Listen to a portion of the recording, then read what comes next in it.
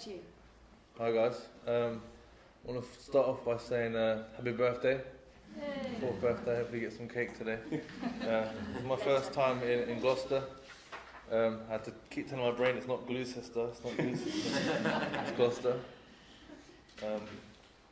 When I first got in the cab here, the cab driver said, "Oh, where are you from?" I said, "London." And he said, "Go back." And I was like, "Oh, that was my greeting."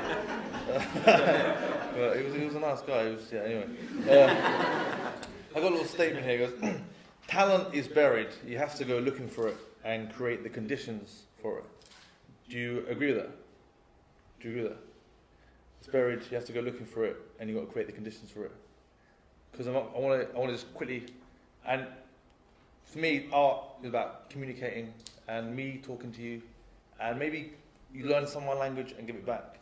So I want to just have a quick, you're up for having a quick dialogue and for me to create some conditions for it. You're up for that? Okay, so this is a kick drum. Here's what I had. This is the snare.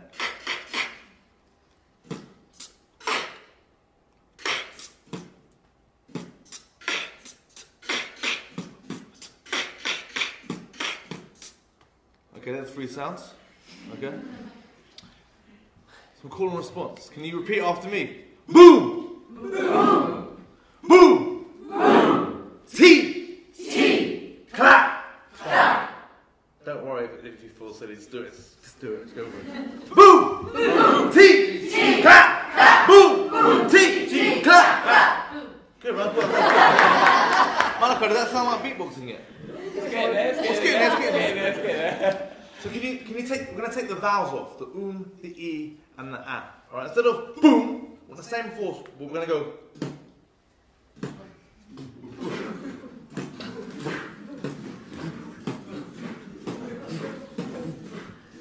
Okay, that's our kick drum. Our hi-hat, instead of, we're no longer drinking tea, it's just the.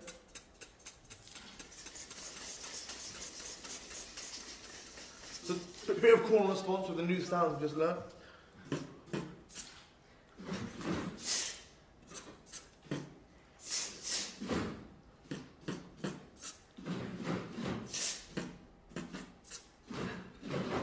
Very good, very good. Okay, our final sound, our clap. No more the ah sound, it's just a.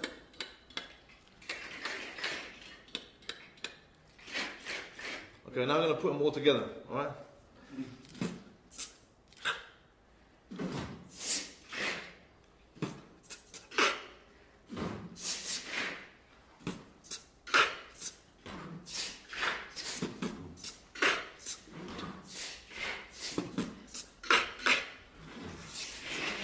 Now let's keep it going.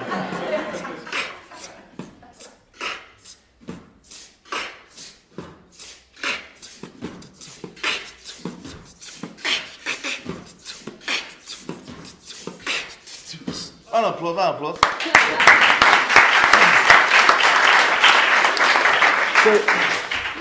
So I do think talent is definitely buried, and you've got to look at it. Quite a long way buried. I found a beatboxing orchestra in Gloucester. Sorry, who's Gloucester? So my name's Conrad, and I'm part of a company called Beats&Elements, and I'm also my 2 main art performance things are Beats&Elements, and I'm the director of the Beatbox Academy at the Battersea Art Centre. My work with Beats&Elements and kind of the Beatbox Academy as well is actually mainly with Beats&Elements. It's about representation. So we create a performance that represents ourselves. We might create a situation and a story, but it's still us, people like us, which is working class, 2 working class guys. Me being mixed race and Paul's white. And it's about using the art forms that are natural to us. So beatboxing, rapping, spoken word. Banging on cans, whatever. And the Beatbox Academy is pretty much the same as a vocal, where it's all music from the mouth. And that started at that Battersea Art Centre 7 years ago. And I started at the Battersea Art Centre 10 years ago on the youth theatre. Actually, no, 15 years ago, sorry. I left it 10 years ago. And I remember in the youth theatre, it was, I'll tell you how I got into that in a minute, but it was the Battersea Arts Centre. If you don't know, it's very experimental. It's going to change forms, do all these different things. And we're thinking like, yeah, that sounds good. That's me. And doing the youth theatre, I'd always be rapping, making sound, doing rapping. Yeah, I'm on my own rapping. And then they'd get taken aside week after week and say, "Can you stop messing around? Like, you're not doing the work." I think I'm doing the work. I thought it was like really experimental, doing me. But I had to be experimental in their way, which more often than not, it was like watching a 1960s experimental piece being put on. Taking my clothes off, stuffing food in my mouth, throwing water running on the floor. And I thought, how is this experimental? If I can just Google this and see it already, it's there. So after getting in trouble all the time, I was like, I think I want to leave. I don't want to do this anymore. Shit. And I liked it, but I was getting quite frustrated. And they were like, well, why don't you do what you do, but just not in this group over here? Lead your own group. So we started the Beatbox Academy, and started working with local kids, young adults, and there was loads of stuff like this, spoken word and rapping and beatboxing and all sorts of other stuff, and that's the Beatbox Academy. And it was great because there were kids like me from all local council estates, and they weren't taught music, but they were amazing musicians. And now we performed at the Royal Festival Hall recently, and they're about to go Latitude, and some of them I've known for like 7 years, and they've had no musical training. Hello.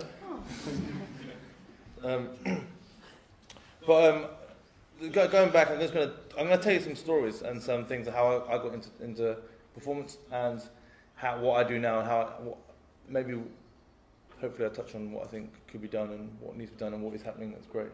So as I say, I grew up on London Council Estate, where there was mass unemployment. I wasn't really exposed to arts, but I was exposed to lots of drugs, and people just hanging around, getting arrested, acting like dickheads. And I know that because I was one of those people. But I was quite lucky, kind of lucky, because I had a good social worker who was one of the most inspirational people in my life. And her name was Julie Morrow, and she was like, she kind of could see that I wanted to do performing and acting and kind of getting involved in arts and stuff. And because I'll go to the local youth centre, and all we had was sports, and I wasn't really into the sports. For a start, they were badly run. It was very aggressive, rugby, football, athletics. Everyone was like really muscular, and I was a bit put off by that. And it was very competitive. It was all about numbers, right? And I thought, I didn't think of them, I think it now. Either it was a symptom of the estate that was very competitive, fighting over, they got 2 bedrooms. They're not council, they are, they're on a disability. And in there, I can run faster than you, I could do this better than you. It's all about numbers. And it's all fighting against each other. And it just turned me cold and quite scared of the place. But when I started getting involved in, my social work would take me along to workshops and work groups and stuff like that. Straight away, it appealed to me because it was communication, right? They listened to me and I listened to them, and we spoke to each other, and it wasn't competitive because art's not that. It's totally different. And I think that's one of the things where it's not about money, it's not about anything, numbers, nothing. It's just about, wow, like you're listening to me, or I can either say something or I can turn off engaged, right? I spoke to Stephen earlier on about, in Mitcham there was this circus workshop that I was not going to go to. Rubbish. What's all this? And me and my brother and my mate, we weren't going to go to it. It was weird. Why were we going to do that? And one of the most exciting things was just standing still with this bar in my hand, because I was actively standing still, switching off, doing this, not just hanging around the park chatting rubbish, just not doing anything. I remember standing still, and then we stood on a tightrope this small, didn't walk across it, just stood there. And afterwards I felt, so like, oh my God, that was so amazing, but not much had happened. But it was just me, and a little provocation for them to stand there with this thing. And it was little moments like that, woke me up and realised, wow, I want to be thinking about myself in this place and not being competitive in that place. Although I was still obviously having to live in that place. So after doing these, when you do these workshops and you do these courses and you get involved, one of the things that I see working in theatres now, and being a participant is often they have these age barriers, right? And 12 to 25, or it can be different, 12 to 21. And I totally disagree. There shouldn't be. It should just be for beginners, intermediate, or advanced, or it should be. I think actually that's what I think it should be, or there should be nothing like that. Because if you're really good at something, you're going to stop doing it and you're going to go move on. Now, for child protection, I understand you're going to need something in place. But that aside, I think that these block people out because you have different experiences in life than other people. So at the Battersea Arts Centre or at the Albany, other places that I've worked, a lot of the time it'll be like, they're 25, by this time they've done this and this. But by 25, some people haven't had all these life experiences, haven't had a gap year, haven't been to university, they've been looking after my baby brother for the last 8 years. And I'm only just on my own time. I can just about maybe afford to go to this club or this group that's £4. I'm just about earning my money, or I've finally awoken. I want to do something in my life, and you're too old, and you're told you're too old. And I think that's something that I think should be changed, because a lot of on my estate, you see a 25-year-old just sitting on the bench all day, smoking weed, kicking a beer can against the wall. He's still young. But when we say what young people's theatre or young people's art or performance, we only think of it as in one way. But you age by the experiences that you have and by the life that you live. And I think that it's quite a class-based idea of age, because people from different classes have different experiences. And I think we need to get rid of those things, because I had to lie on numerous of forms so I could get some experiences. And there's some other people that had to lie, and now they're working professionals, doing workshops and putting on shows, getting reviews in the stage and stuff, but they almost weren't old enough to ever get that experience, and they were on the rubber sheet. You're too old to even start learning anything. So they might as well have gone back committing crimes or doing whatever other rubbish they were doing, right? And so I think that the age thing is bad. I also think, who is it helping if you've got these courses, if it's 12 to 25? And then it's for the rubber sheet. If you've got a whole building and they've got a full theatre programme and they're employing people in the bar, in the front of the house, a theatre programme, and at 25, everyone's for the rubber sheet, can you leave? Or we have got no work for you. But you are employing people all the time.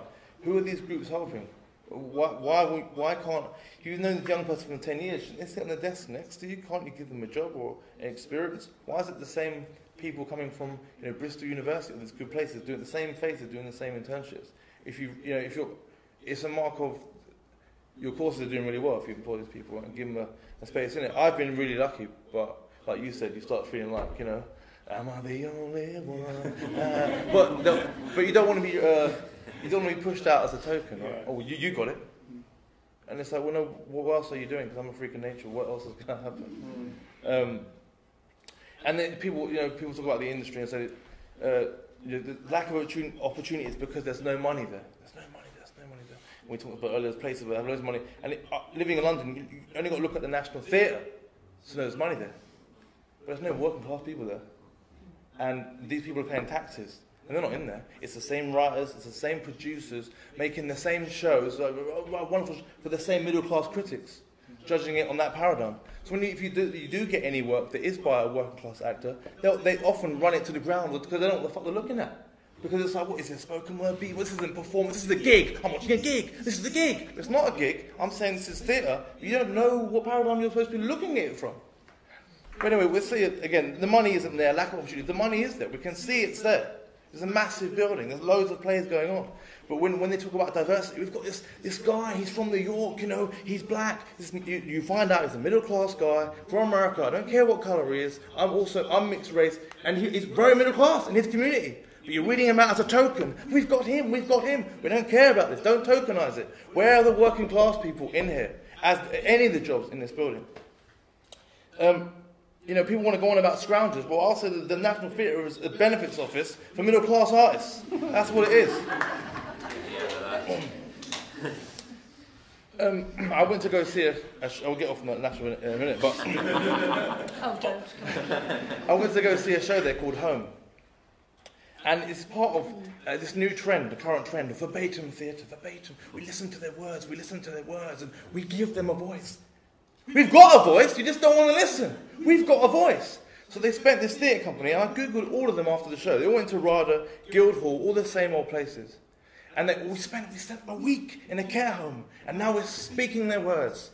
And the performers are coming on, Wagwan, my blood, yes, my blood. And people in the audience, oh, it's so real, it's so authentic. It's not real, it's not authentic, and it's offensive. Why isn't the writer from that background? Why aren't some of the actors? I understand, I'm not saying everyone, I'm not saying tear the building down. I'm saying there's no one in this company or in this show from a working class background. And it's offensive. Majority of my family grew up in care, grew up never ever having a parent, straight in care. I was always on the cusp of care. I'm not saying that as a oh, feel sorry for me. I'm saying there are people out there with stories, artists, who would love to be part of this conversation. But are you looking? Because again, the talent is buried, just got to look for it. We found a whole beatboxing company in Gloucester. Anyway, because we want authentic performances. People obviously want it. That's why they say it's verbatim, it's authentic. We want it. And I've got a list of performers here who I liked growing up. That you wonder, will you see anything like it again? Harry H. Corbett, Michael Caine, Helen Mirren, Noel Gallagher, Christopher Eccleston. There's loads of them, right? Noel Gallagher came from a council estate, always bangs on about it. People don't really like him, but he grew up from a different paradigm than everyone else. That's why he's a bit sweary, right? Pissed off. Why wouldn't you be? He only got on at 25. So he's not going to change overnight. So I think the rules have to be changed. It sounds cliche, boring, and what I mean by that is I think that when working with performers and reviewing their work, directing actors, auditioning them, I think that there needs to be an understanding from critics that maybe they're going to sound different, maybe they are going to mumble a bit when they talk. Maybe they are going to slouch a little bit. Maybe they are going to turn up late for the audition. Maybe they aren't going to learn the scripts on time because they haven't been to a private school. They haven't had any structure. They've had loads of late nights. But if you want original, authentic art, new ideas, stuff that's there, then you've got to eke it out. You've got to bring it out. You've got to be understanding. You can't say, they haven't gone to RADA. They don't understand these things. What things? Fuck them off. Because this is the new language. Let's create something new. Let's do it. Because it's not new, recreating something that's done in 1960 over and over again. I can Google that. And also from the audiences, right?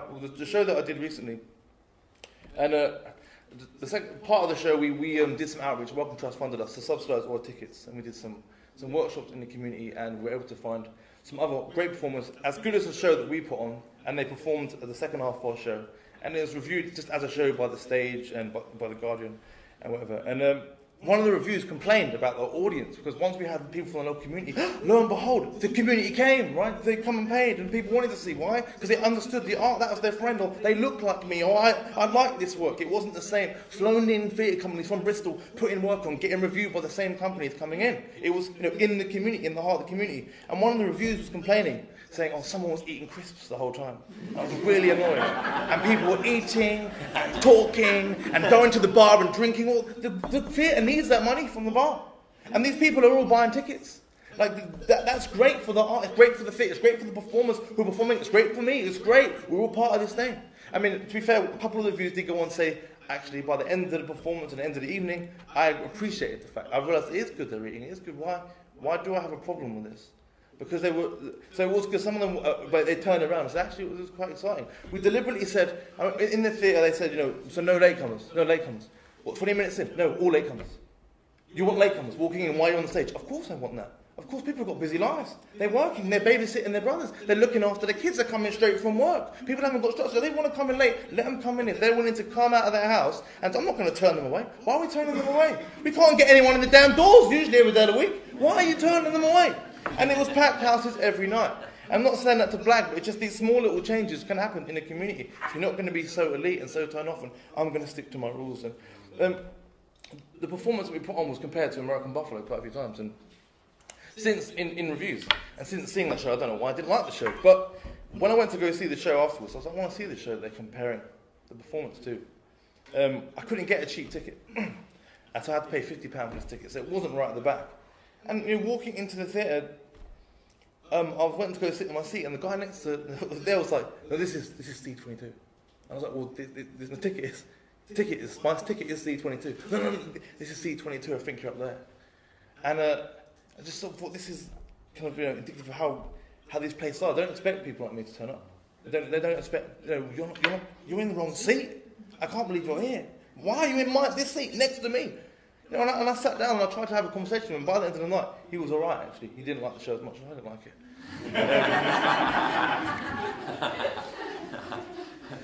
But it's part of all that's part of the problem. What else do I need to say, really? Just that I think that people need to be brave. The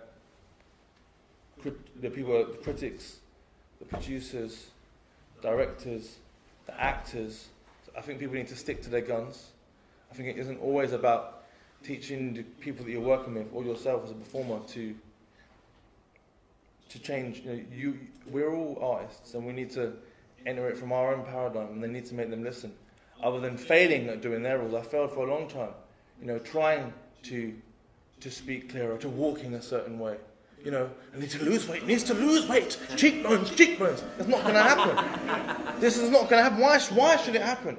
Yes, I would like to do a big show, do anything, but fuck it. This doesn't happen for one. Let's change the rules. Let's do this. But we had packed houses, and there was loads of people who didn't look like actors, and they were actors, and they were performers. Anyway, I think that's just be brave. That's my last thing, and I think that it's a bit of a cliche, but I think we need to do that anyway. Thanks a lot.